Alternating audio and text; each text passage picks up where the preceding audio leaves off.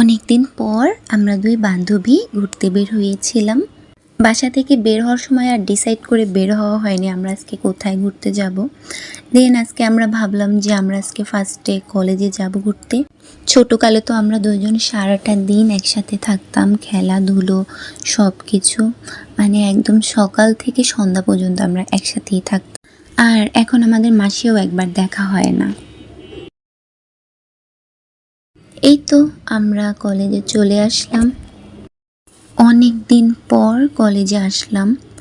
আর এত ভালো লাগছিল কলেজে, যে এমনিতে কলেজে তেমন একটা আসা হয় না, হুটহাট এরকম ঘুরতেই আসা হয়। অনেক ভালোও লাগে। শুধু আমরা দুজন গিয়েছিলাম, যার কারণে আমাদের একসাথে ছবি তোলা হয়নি আর সেরকমভাবে।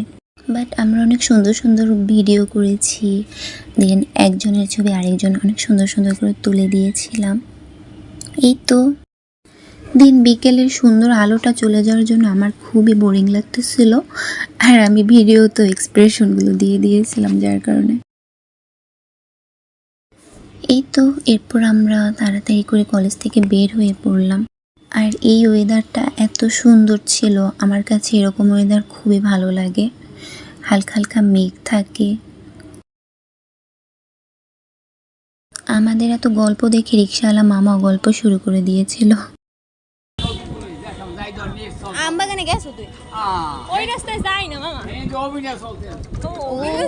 দেন আমরা চলে আসলাম দিঘির পাড়ে। আর ঘুরতে বের হব, বাট দিঘির পাড় আসবো না, এটা তো ইম্পসিবল। দিঘির পাড় আসলে হয় কি, অন্যরকম একটা ভালো লাগে। আমরা সেদিন এখানে অনেকক্ষণ বসেছিলাম, অনেক গল্প করছিলাম। গল্প করতে করতে কিভাবে যেন সময় চলে গিয়েছিল। এরপর এই ম্যাওটার সাথে দেখা। এই ম্যাওটা অনেক ভালো, যে কোনো মানুষ দেখলেই ও দৌড় দিয়ে আসে, বাট আবার বেশি আদর করলেও আঁচড় দিয়ে দেয়। এই ভিউটা এত ভালো লাগছিল তখন। আমরা তো অনেকগুলো ভিডিও ক্লিপ নিয়েছিলাম। আর দিঘির পাড় আগে আসলে আরো বেশি ভালো লাগতো। এখানে আমরা অনেকক্ষণ দাঁড়িয়ে দাঁড়িয়ে মাছগুলো দেখছিলাম, কারণ মাছগুলো দেখতে এত ভালো লাগছিল।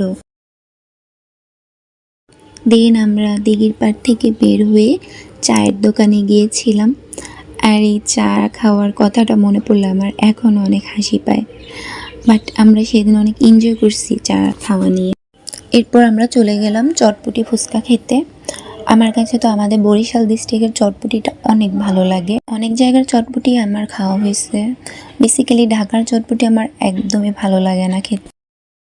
এরপর আমরা মিষ্টি বাদাম খেতে খেতে বাসায় চলে আসলাম। এই মিষ্টি বাদামটা আমার কাছে এত ভালো লাগে খেতে, ছোট থেকে অনেক পছন্দ করি। এই তো টাটা।